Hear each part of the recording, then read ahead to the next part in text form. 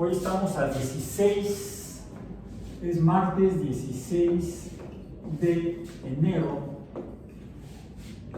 de 2024 y estamos en Introducción a la Astrobiología. Y formalmente ya habíamos, la sesión pasada, habríamos cerrado el análisis químico de los requisitos para que surja vida en algún lugar del universo. De hecho, yo estoy metido en esta temática porque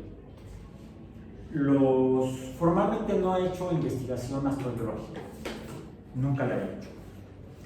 Pero el tema de investigación al que me he adscrito desde que inicié mi carrera científica como alumno, como estudiante de licenciatura durante el periodo del servicio social, fue un fenómeno, fue una investigación de características físico-químicas íntimamente ligadas o relacionadas o requeridas para la existencia del fenómeno que conocemos como vida.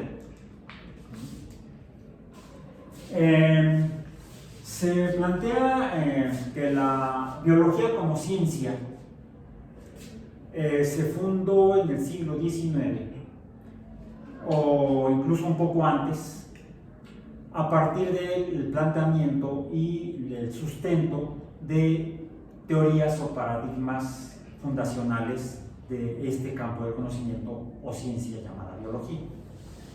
Entonces, se dice que la biología se funda con base en tres paradigmas o teorías fundamentales. Las teorías fundamentales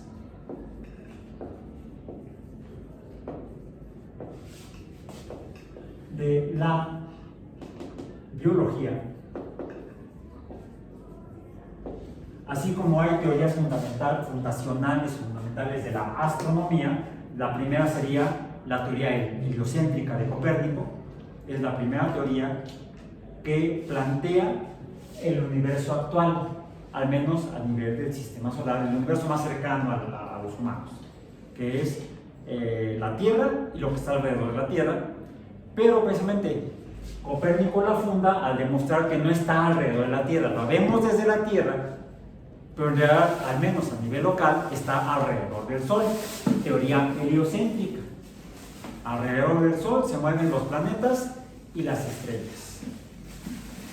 Primer paradigma fundacional de la astronomía. Hay postulados que se sostienen desde entonces de la teoría heliocéntrica de Copérnico, que es el hecho de que sí, efectivamente los planetas se mueven alrededor del Sol. Pero de ahí, los siguientes postulados, quizá la mayoría, se han mostrado errados, fallidos, no necesariamente falsos, quizá un poquito erróneos, con errores. Por ejemplo, que los planetas se mueven, por cierto, decía Copérnico que se mueven los planetas alrededor del Sol, estando el Sol cerca del centro, por lo cual no sería una teoría heliocéntrica, sino heliocuasicéntrica, en términos de cómo la escribió Copérnico en cuanto al postulado.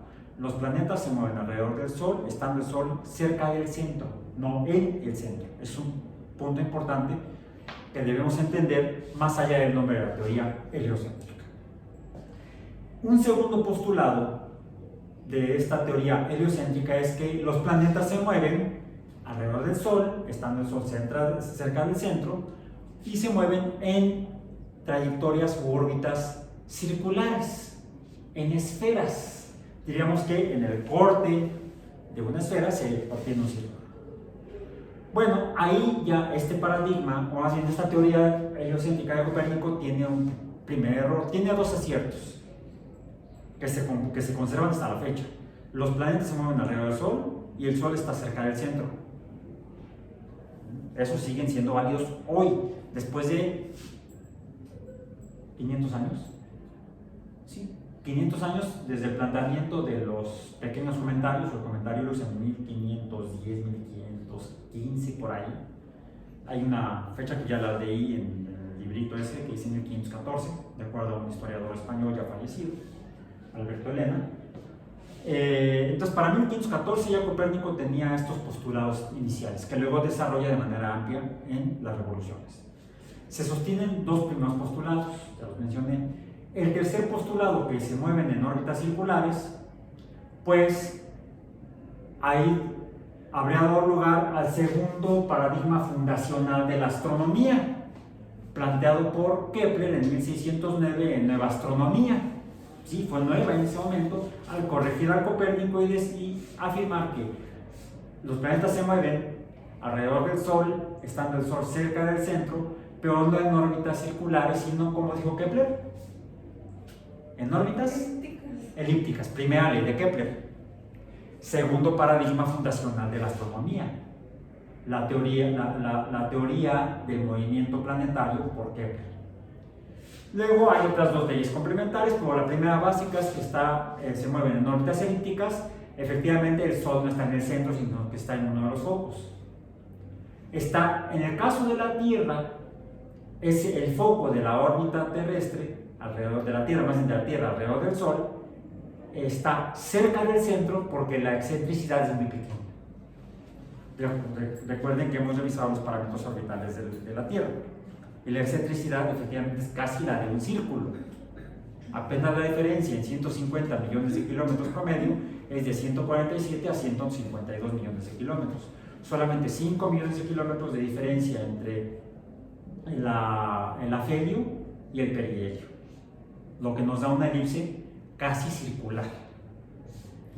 Entonces, el segundo paradigma serían las leyes de Kepler. Y a ese, podemos decir que con esas dos, prácticamente se funda la astronomía separándose de la astrología. Bien.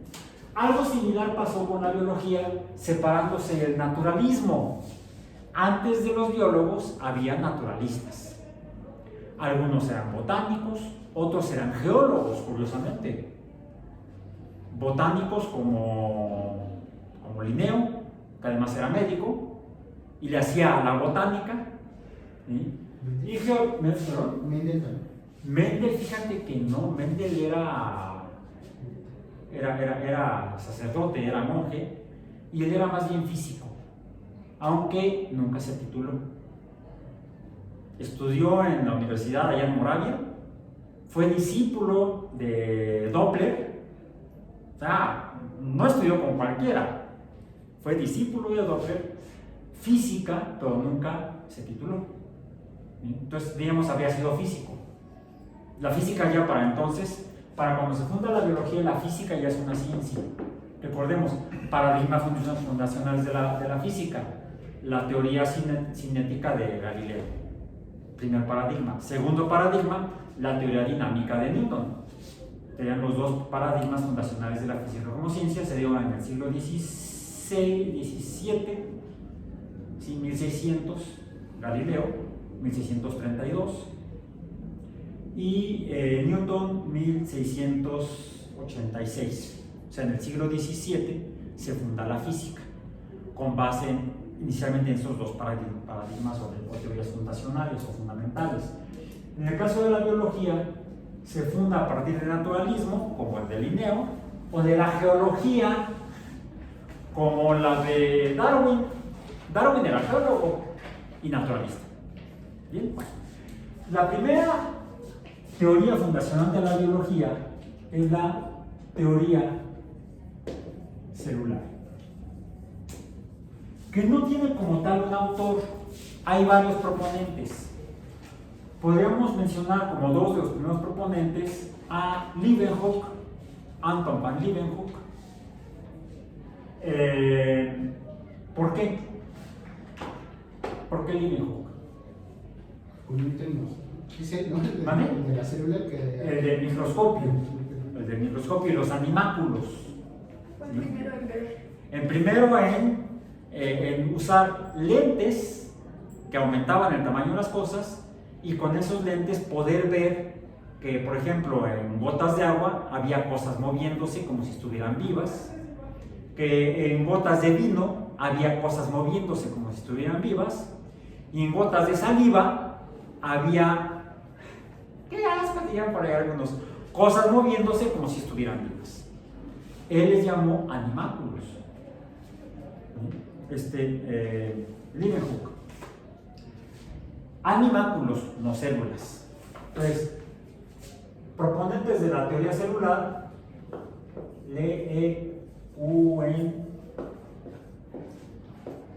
todavía no creo cómo se escribe, Anton van Leeuwenhoek. Bueno, sea Leeuwenhoek en holandés, más o menos. Leeuwenhoek.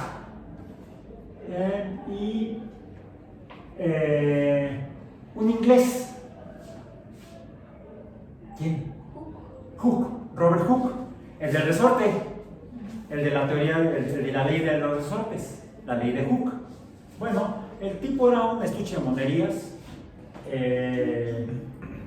y era arquitecto, era matemático, era astrónomo, era mecánico, digamos, porque estudió la mecánica de los resortes, y también fue microscopista. Hizo su propio microscopio.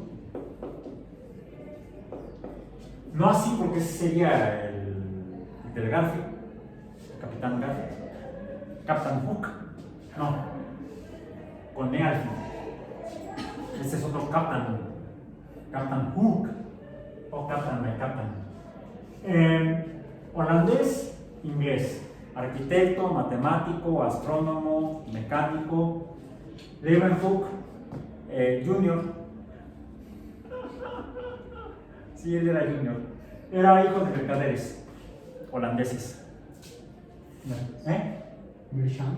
Mercaderes que vendían telas, por ejemplo, telas que importaban de Asia, las distribuían, las vendían en Europa. ¿Cómo se define la calidad o cómo se establece la calidad de las telas? Por el entramado. Mientras más fino el entramado, más cara la tela. Mientras más burdo el entramado, más barata la tela. ¿Cómo se determina? Hay que contar el número de hilos, ya sea en forma lineal o por superficie. ¿Y qué se necesita para ver los hilos? Pues un lente de aumento. Es por eso que Leeuwenhoek tenía a su disposición lentes de aumento que no eran microscopios, eran instrumentos que usaban los mercaderes de telas para poder revisar la calidad de lo que compraban para luego distribuir. Entonces, la ciencia surge a veces de los lugares menos esperados. Así como el telescopio de Galileo surgió de los... Fíjense, ambos del mismo lugar, de los Países Bajos, de Holanda. De ahí procedía el catalejo que Galileo transformó en telescopio, que contribuyó a la fundación de la astronomía como ciencia, y de ahí procedió también ese mismo hábito de tallar lentes para aumentar el tamaño aparente de las cosas al verlas, permitió a los mercaderes tener un mejor instrumento para confirmar la calidad de las telas, y le permitió a Leeuwenhoek usarlos como no tenía nada que hacer, yo creo, se la pasaba de ocioso, mirando ahí a ver qué se encontraba. Niño, ponte a hacer algo práctico, algo útil, deja de estar ahí jugando con los lentes de tu papá, casi. Bueno, ¿alguien se acuerda del papá? No, nos acordamos de Anton, que fue el inventor del microscopio. Así como dicen que Galileo fue el inventor del telescopio. No, gracias a que tenía a su disposición ese tipo de lentes, pudo descubrir un mundo más allá de la capacidad de la visión humana natural, un mundo no grande y enorme como hizo Galileo al ver Júpiter y los satélites de Júpiter y las estrellas, sino un mundo microscópico, un mundo muy pequeño, por pequeño, invisible al ojo humano en la vista natural, que fue el de los animáculos. Leeuwenhoek les llama animáculos.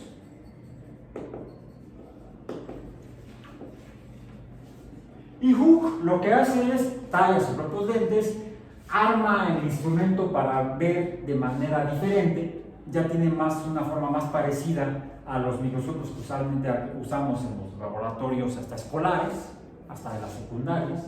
En cambio, el Leeuwenhoek, ¿se han visto imágenes del microscopio de Leeuwenhoek? Googleenlo, búsquenlo, imágenes del microscopio. Uno ve eso y, ¿qué es eso? Un pedazo de bronce con un...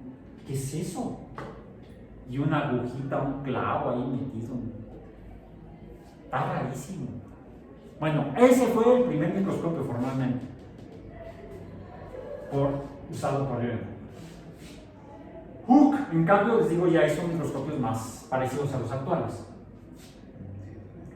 ¿Ya lo notaron? Está raro, ¿verdad? Y funciona. Bueno, Hooke, con su microscopio, lo que se puso fue a ver pedazos de madera. ¿Sí? De materiales vegetales como madera, corcho, y encontró en ellos, recordemos que Inglaterra era un país, sigue siendo una teocracia. Inglaterra es una teocracia, es una monarquía teocrática, donde quien está como monarca es, además de quien rige, quien gobierna, o ocuparía la jefatura del Estado inglés. ¿Sí? No gobierna ya porque es una monarquía parlamentaria, pero en aquellos tiempos todavía era, todavía más antes, era el rey o la reina quien mandaba. Pero además de ser el regente, el gobernante o la gobernante, también esa persona es la cabeza de la iglesia de Inglaterra, de la iglesia cristiana de Inglaterra, o la iglesia anglicana.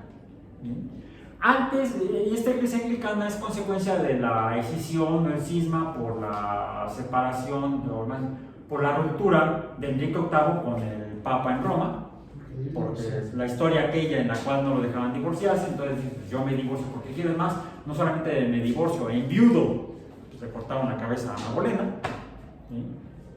Todo porque el que andaba mal era él, no la esposa, pero bueno, no se sabía la genética entonces. La biología de la reproducción tampoco, y el que tenía problemas era él.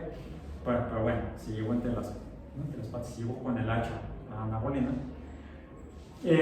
Separa la iglesia de Inglaterra de la de Roma, pero ya de años, décadas y siglos atrás, Inglaterra era un territorio en las islas británicas donde se profesaba el cristianismo y había una numerosa cantidad de órdenes religiosas, de órdenes de monjes, los cuales vivían en monasterios. Y los monjes y las monjas en los monasterios tienen sus habitaciones, sus pequeñas habitaciones a donde se recluyen para hacer sus prácticas de oración, etcétera, etcétera, donde pernoctan, donde duermen y hacen ahí todos sus ejercicios personales, individuales de la práctica de la religión cristiana. ¿Sí? ¿Saben cómo se llaman esas habitaciones en las que duermen los monjes y las monjas? Se llaman celdas. Y están todas una tras otra. ¿Han podido visitar antiguos monasterios en México? Monasterios de la época del virreinato de la Nueva España. Uno que está cerca y se puede visitar porque es museo es el que está en Acolman, ahí rumbo a las pirámides de Teotihuacán. Está muy bonito ese museo, se puede conocer, se puede ver bien. Tal vez incluso en el de, ¿cómo se llama? Del desierto de los Leones, también ahí se pueden ver las celdas en las que habitaban la comunidad religiosa correspondiente. ¿Sí? En inglés están una tras otra las habitaciones. En inglés se llaman cells.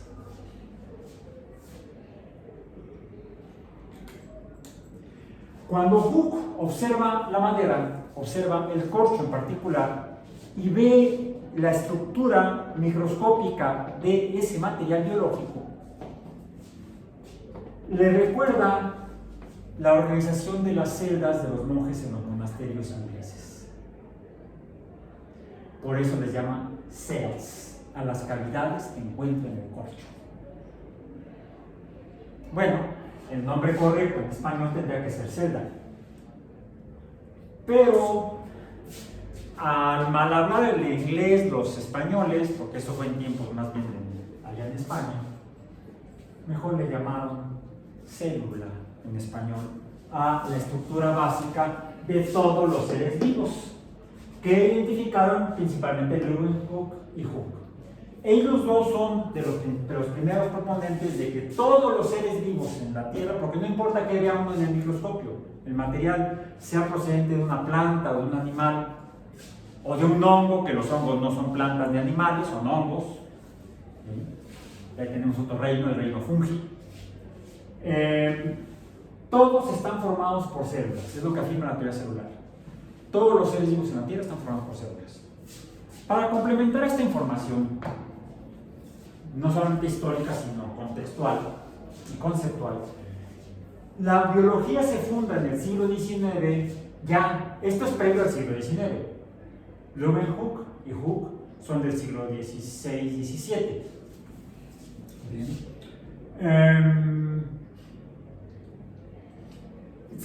Hasta ese momento solamente había la teoría celular, todos los sellos están formados por células, pero todavía no hay biología como tal. Tenemos que llegar al siglo XIX para el planteamiento de la, y esto ya se secó, de la teoría cronológicamente. Se publica esa teoría en 1859. Ya les está sonando por ahí cuál es, aunque este 5 me quedó cerrado, parecería 6. 1859, por Charles Darwin y Alfred Russel Wallace. Wallace y Darwin, no Wallace y Gromit, esos son otros. Me gustan mucho. Por cierto, hay una de los mismos productores. Sí, Wallace y Gromit, ¿han visto cómo es? Está hecha con stop motion, por monitos. Bueno, hay una película de la misma productora, hecha con la misma técnica, en la que sale Charles Darwin. Se llaman Piratas. Busquen. Bien, bueno. Darwin y Wallace en 1859, aunque escrita por Darwin, se publica en volumen extenso la teoría, la voy a poner así, la teoría de evolución, pero por selección natural. Porque ya antes había una teoría previa, de hecho en tiempos de Darwin, la que rige, la que explica cómo los organismos, las especies se forman por cambios, es postulada por la teoría adaptativa. Lavoisier. No, Lavoisier era físico, de gases. Se me fue el nombre, era francés. La teoría de evolución por adaptación, previa a la selección natural. Se me fue el nombre, luego la googleé. La teoría de evolución por selección natural es planteada en 1858 inicialmente,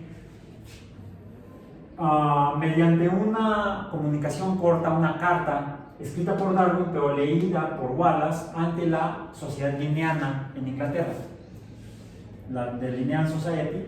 En 1858 Wallace lee la carta de Darwin, donde propone que las especies se forman por selección natural. El documento extenso o el libro, el titulote, sale a la venta en las librerías, en el puesto más cercano, ¿no es cierto?, en las librerías en 1859, en la que afirma que los organismos nacen de formas diversas y solamente algunos sobreviven hasta la reproducción y sus progenies se parecen a ellos, por lo tanto, porque se pueden reproducir. Si hay separación por deriva continental, por accidentes geológicos, etcétera, se diferencian hasta que forman especies distintas. Esa era la selección natural. El ambiente selecciona a los sobrevivientes. ¿Sí? Y esto da lugar a las nuevas especies. Segunda teoría fundacional de la biología. Y hay una tercera teoría que cronológicamente es posterior, pero conceptualmente es previa.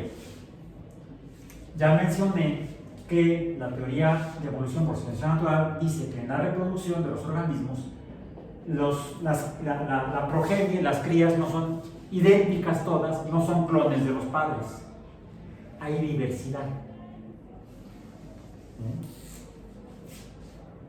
En 1865 es publicada, ya lo mencionaste, por Gregor Mendel,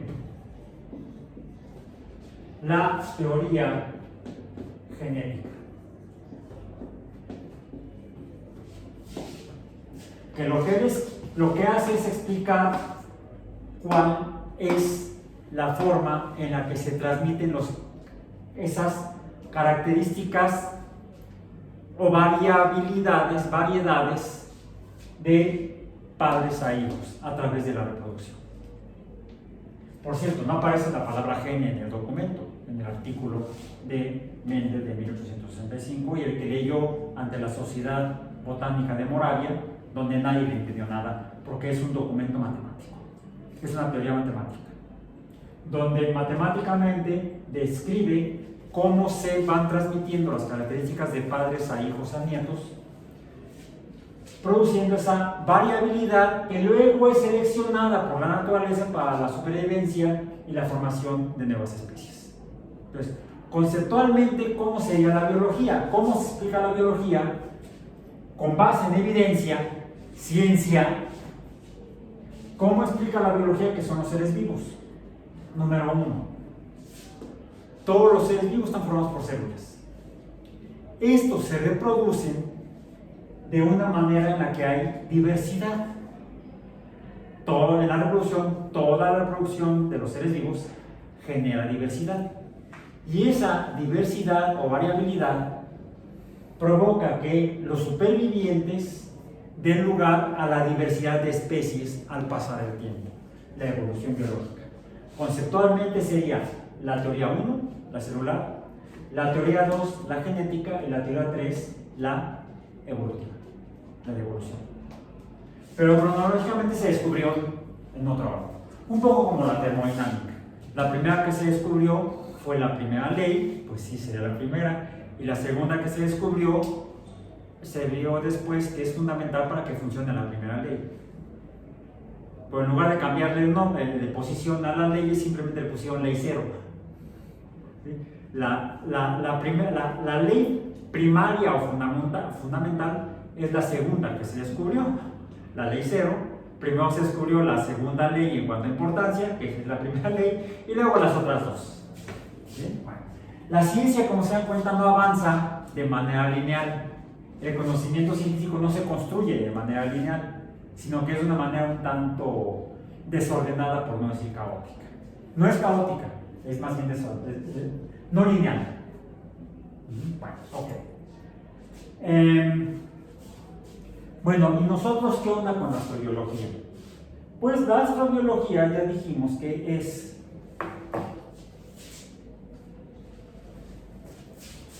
a ver si resucitó de entre los muertos la tinta negra. Hemos estado trabajando con la ecuación de Drake. ¿Bien? Como que no quiere, como que se eleva la tinta. La cual ya la hemos escrito, ya nos la sabemos de memoria por uso, al menos las primeras variables. Describe o permite calcular el número de civilizaciones en una galaxia, la cual depende de la tasa de formación de estrellas multiplicada por la fracción de estrellas en las que hay planetas, F sobre índice P, multiplicada por el número de planetas que son ecológicamente viables para la vida, y esto fue lo que realizamos hasta la semana pasada, formalmente, mediante datos, números. Aquí son astrofísicos los datos, ¿sí? La formación de estrellas, cómo se forma una estrella, cuánto dura una estrella. Todas las estrellas son iguales, no hay grandes, medianas y pequeñas, y de eso dependen otras características como su duración. De ahí que el concepto importante sea la tasa. Luego, se forman a partir de materia, gases y polvos, principalmente gases lo que forman las estrellas, y los polvos se agrupan para formar planetas. También quedan gases que se pueden acrecer sobre las masas sólidas planetarias y entonces se forman atmósferas. O se forman planetas gaseosos concretamente. Entonces tendríamos planetas orbitando alrededor de estrellas, lo cual se explica con base en física y química. El único concepto químico en la primera variable es que hay elementos químicos, átomos formando a las estrellas, pero son gases en forma de plasmas. Ya aquí tenemos física y química. La física y la química describen cómo se forman y cómo son diferentes tipos de planetas. Hay rocosos con atmósfera o con gases, y hay gaseosos. Y encontramos que hay además otros cuerpos. Vayamos modificando incluso la ecuación de Drake. Bueno, para no confundir con las estrellitas, le ponemos, dijimos, una crucecita. ¿Sí? Una crucecita. Tendríamos que poner aquí la fracción de planetas que tienen satélites. ¿Bien? Porque alrededor de algunos planetas hay satélites, los cuales pueden tener diferentes características en cuanto a la materia química y diferentes estados de materia formándolos. Entonces, tanto física como química también la que nos ayuda a conocer a los planetas y a los satélites. Y dependiendo de lo que haya, físicamente, temperatura y presión, por mencionar dos variables, y químicamente, elementos químicos, carbono, hidrógeno, oxígeno, nitrógeno, fósforo, azufre, potasio, sodio, calcio, sería factible que fueran ecológicamente viables para la vida. Hasta aquí formalmente es física y química. Bueno, física tenemos que ponerlo debajo de la R. Física. Aunque aquí ya estamos mencionando la palabra ecología, que sería la ciencia que estudia la relación de los organismos con su entorno físico-químico. ¿Bien? Pero también su entorno biológico, pero hasta aquí no hay biología, no hay seres vivos. Necesitamos considerar la siguiente variable, que sería la fracción de cuerpos astronómicos, planetarios o satelitales en los cuales surja la vida, life, de ahí F subíndice L. Y aquí ya entonces debemos considerar la biología y los paradigmas correspondientes. Ahora, para eso entonces tendríamos que entender qué se requiere para que haya células. Decíamos, en el caso de química, para que sea ecológicamente viable, los astrobiólogos afirman que debe haber agua líquida.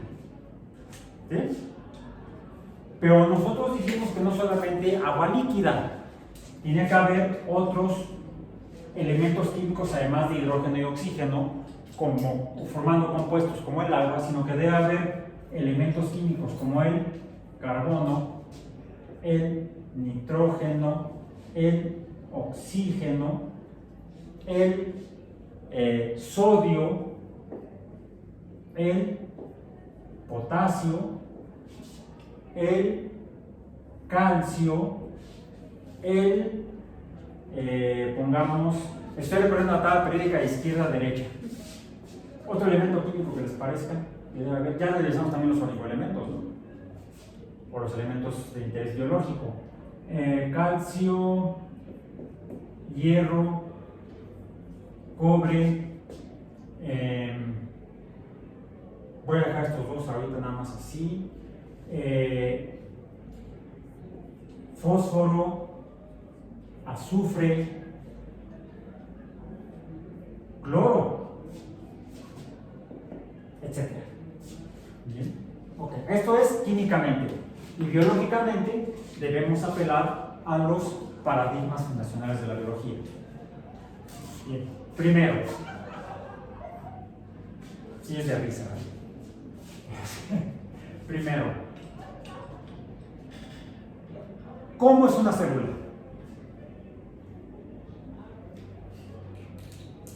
¿Cómo es una célula? ¿Cómo está formada una célula? En cualquier organismo. Pues tiene forma de célula. Podríamos ponerla, típicamente la dibujamos así, como si fuera un círculo.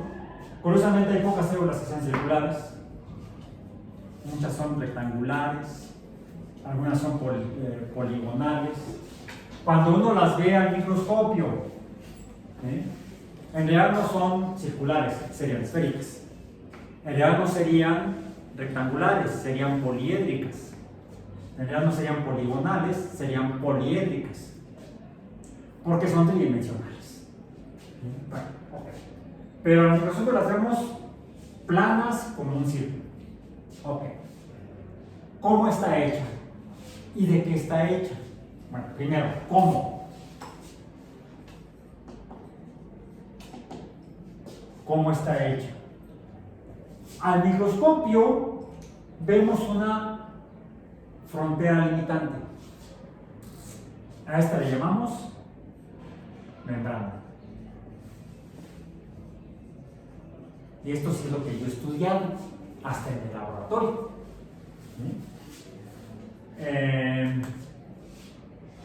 Entonces, lo primero que tendríamos que estudiar los astrobiólogos o quien fueran astrobiólogos es cómo son las células que forman a los seres vivos. Y vamos a plantear, antes de que termine la sesión de hoy, por qué esto debemos considerarlo en astrobiología, antes de aventarnos a decir que hay vida en Titán. Ya medio lo mencioné la sesión pasada cuando terminamos hablando de Titán. Hablamos de micelas.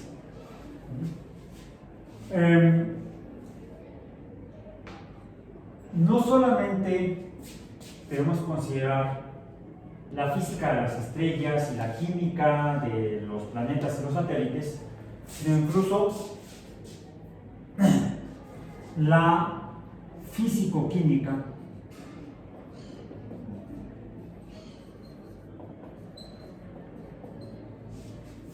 porque la físico-química nos ayuda a entender un concepto que, si bien viene de la física, es fundamental para la biología, y es la energía, pero más bien los cambios de energía. ¿Por qué? Había un paradigma adicional, no fundacional de la biología, sino que se desarrolla sobre todo en el siglo XX. Bueno, los seres vivos están formados por células, se reproducen y transmiten sus características a las descendencias, la cual presenta variaciones, y esas variaciones son seleccionadas por la naturaleza para dar lugar a la diversidad biológica, al menos en la Tierra. Esto es la biología sin considerar la física. Para que esto suceda, para que las células se reproduzcan y evolucionen, se requiere energía. Aquí adentro debe suceder algo a lo que llamamos metabolismo. ¿Qué es el metabolismo? El metabolismo son cambios de materia, por eso le pongo M, y cambios de energía. Porque todo lo que conforma a lo que existe en el universo es materia y o energía. De hecho, la energía se transforma en materia, la materia se transforma en energía, y esto sucede aquí adentro. Y no solamente eso, habría entonces, y por eso hablo de la físico-química, porque de la físico-química forma parte, que es lo que estudia los cambios de energía. ¿Cómo se llama la ciencia o la rama de la física que estudia los cambios de energía? ¿En la qué? No, la entalpía es estudiada por esa disciplina. La entalpía es una cantidad de energía, calor, termodinámica. La energía es estudiada por la termodinámica. Los seres vivos son sistemas termodinámicos. Dado que es un proceso, es una forma de materia que tiene cambios, pero no cambios aleatorios y a lo loco, no cambios termodinámicos solamente como lo describe la segunda ley de la termodinámica. La segunda ley de la termodinámica, que dice que hay una cantidad termodinámica que representamos con la letra S. ¿Ya te acuerdas cuál es? La entropía, la cual cambia en todos los sistemas termodinámicos hacia valores muy grandes. Mientras que los cambios de energía, de hecho, no cualquier energía, la energía útil para que algo suceda, ¿cómo se llama? Por eso no la voy a poner como E. La letra correcta es la letra G. ¿Ya se acordaron cuál es? Delta G. La energía libre de Gibbs, por eso la G de Gibbs. En los libros más antiguos de termodinámica, donde se describe esto, es delta F, Free Energy. Pero después se le reconoce a Gibbs su aportación, y entonces ya no usamos la F sino la G. Entonces, la energía libre disminuye y aumenta la entropía. Esto es en todos los sistemas en la naturaleza. Por ejemplo, en los sistemas abiertos. No es sociedad anónima, es sistema abierto. Los sistemas abiertos, ¿cómo son? Los sistemas abiertos son aquellos en los cuales hay materia, energía en el sistema, y también hay materia y energía en el entorno. Podemos decir, las células dan lugar a la formación de sistemas termodinámicos en los cuales puede haber cambios de energía libre y entropía. Y de acuerdo a la definición de los sistemas termodinámicos, para hacer un sistema abierto, ¿qué requiere un sistema en cuanto a materia y energía? Pues que la materia del entorno pueda entrar y la materia del sistema pueda salir. Que la energía del entorno pueda entrar y la energía del sistema pueda salir. ¿Y cómo son los seres vivos o las células? Por ejemplo, las células fotosintéticas. En las células fotosintéticas, por ejemplo, entra luz,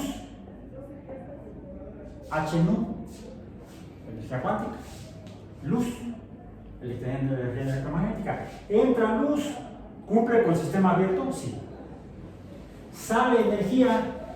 Si uno se fija, de hecho hay hasta imágenes, no son fotografías porque no se obtienen mediante luz, sino mediante luz invisible, luz no visible, infrarrojo. El infrarrojo es luz invisible, como tal, entonces no es luz, es infrarrojo. Le podemos llamar radiación infrarroja. Bueno, si uno toma una imagen con una cámara infrarroja de una planta, se ve que la planta emite calor infrarrojo. El calor es radiación infrarroja. Entra energía y sale energía. No digamos nosotros, ¿no? Es más, ¿para qué nos ponemos chamarra en invierno? Conservar el calor. Para no perder tanto infrarrojo que estamos produciendo mediante el metabolismo. Porque si sale calor más rápido del que producimos, entonces entramos en hipotermia. Y eso es en todos los sistemas abiertos que sean celulares. En términos generales. Materia, pues hablando estoy poniendo el ejemplo de una célula vegetal. O célula fotosintética, célula fotosintetizadora. No se ve bien así, ahí está, célula fotosintetizadora. Palabrota. Vamos a decir palabrotas. Fotosintetizadora. Me está insultando, me está diciendo palabrotas. Ok.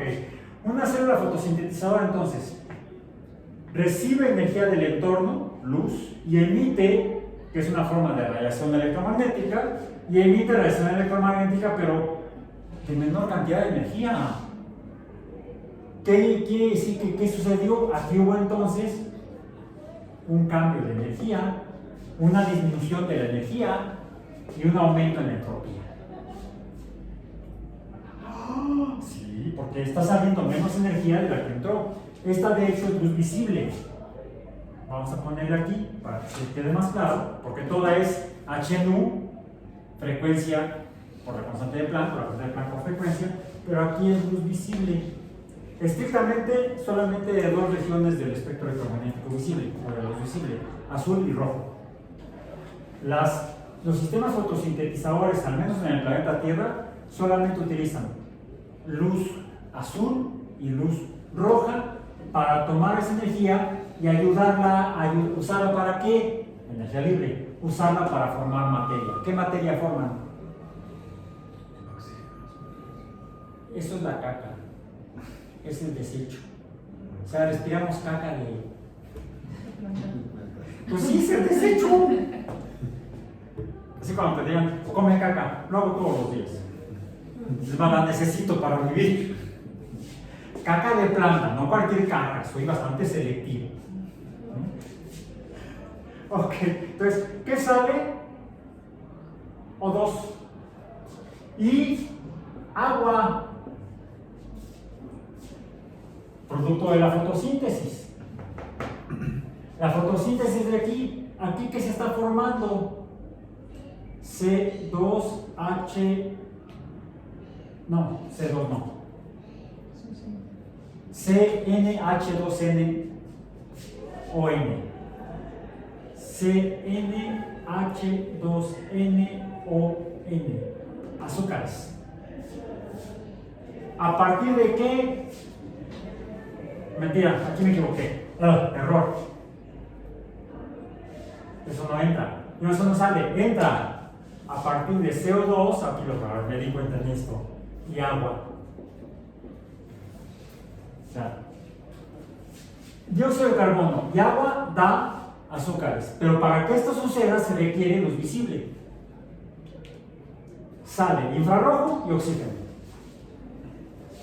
Las células son indispensables para que se lleve a cabo el metabolismo o la transformación de energía en lo que son seres vivos.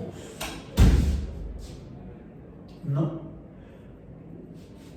En caso de que exista vida en otro cuerpo, en otro planeta, o en otro satélite de otro planeta, en otra estrella, o incluso en el mismo sistema solar, en otro planeta, o en algún satélite, necesitamos algo donde pueda ocurrir esto, intercambio de materia y energía, para que esa energía permita la transformación de materia. Es decir, la existencia de metabolismo. No hay metabolismo, no hay vida. Por eso los virus no son seres vivos, porque no tienen metabolismo propio. Secuestran el metabolismo de la célula a la que infectan.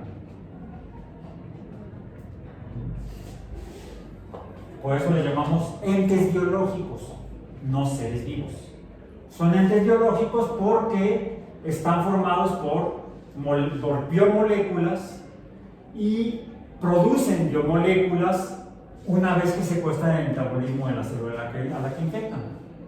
Son partículas proteicas con ácidos nucleicos que son los responsables de en el caso de la Tierra, los responsables de la transmisión de la información hereditaria. ¿Sí? En este caso tenemos que los genes son ácidos nucleicos, no necesariamente ADN, porque puede ser ADN o ARN en el caso de los seres vivos en la Tierra. Necesitamos un sistema. ¿Y qué son los ácidos nucleicos entonces? Son los que pasan la información.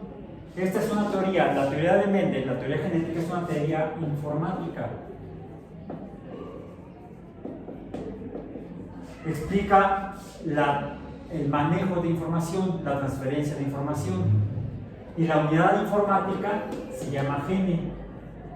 Su forma material son los ácidos nucleicos. Los ácidos nucleicos son sistemas informáticos. Bueno, entonces, ¿cómo debe ser un ser vivo? Debe estar formado por algo donde se contenga un sistema. Esto es un sistema informático. Debe haber sistemas informáticos que le digan a la célula cómo hacer el metabolismo. Si no hay manejo de información, no hay metabolismo. ¿Y qué es el metabolismo? Es una serie de reacciones químicas ordenadas. No son reacciones químicas al aventón. Hay un orden en el que la materia y la energía se comportan en función de flujos de materia y flujos, yo pongo la letra J porque la letra J es la que usamos en física para señalar flujos de energía. Los flujos son movimientos de materia y energía, pero ordenados. Y esto sí lo manejo a dedillo porque esto ha sido mi tema de investigación desde hace más de 40 años. Aunque no he hecho investigación astrobiológica, sí he hecho investigación en cuanto al metabolismo energético. Aquí hablamos del metabolismo energético.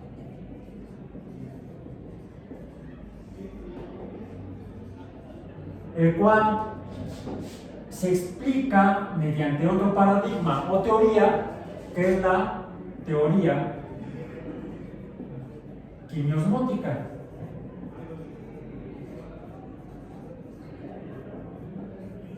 Que esta teoría quimiosmótica explica cómo funciona la fotosíntesis.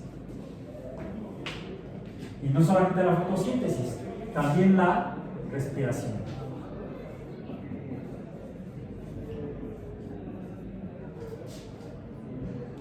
Donde mientras que en la fotosíntesis hay síntesis de esto a través de la entrada de oxígeno y salida de dióxido de carbono, no al revés, la entrada de dióxido de carbono y la salida de oxígeno, ¿sí? En la respiración es el proceso inverso, químicamente inverso, para la síntesis de energía. ¿Cuál es la moneda energética del metabolismo en la teoría quimiosmótica? El ATP. Debe haber moléculas informáticas y debe haber moléculas, o más, debe haber sistemas informáticos y debe haber sistemas energéticos para que se mantenga el metabolismo de aquella cosa que esté viva. No importa si vive en un planeta o en un satélite. Necesitamos un compartimento. Este compartimento está limitado por la membrana, la cual en el caso de la célula está formada por, dijimos, fosfolípidos. Y el problema del modelo de Titán es que los fosfolípidos son solubles en hidrocarburos. palabras, esto no se puede formar en un sistema de cuerpos líquidos como los que hay en Júpiter.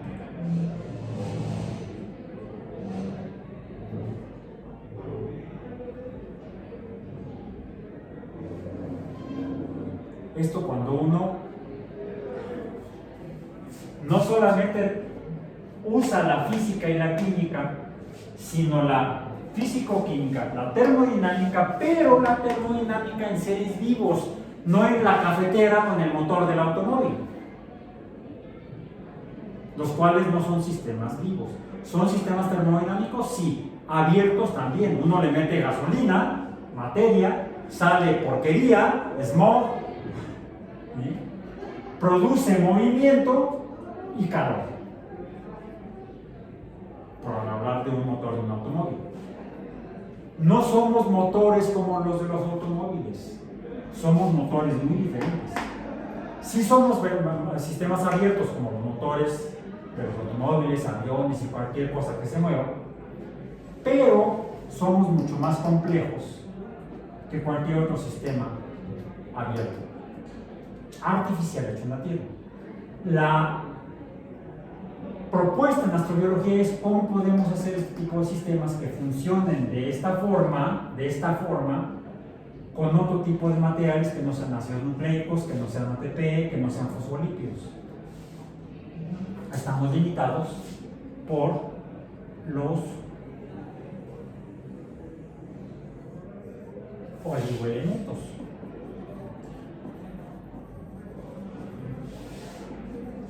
Eso nos queda lugar a las biomoléculas,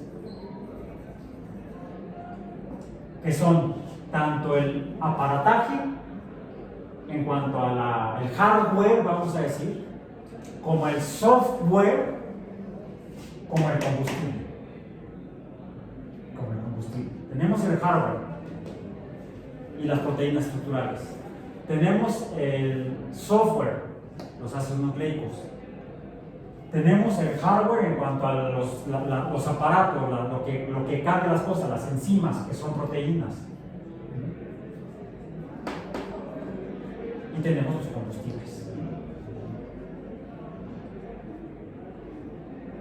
¿Cómo hacemos eso? Con otros elementos que no sean estos. Es ahí donde estaríamos entre la frontera entre la ciencia de la astrobiología y la fantasía de las momias marcianas de Mausa. Ya dejemos las tonterías y sigamos. Nos vemos el próximo jueves.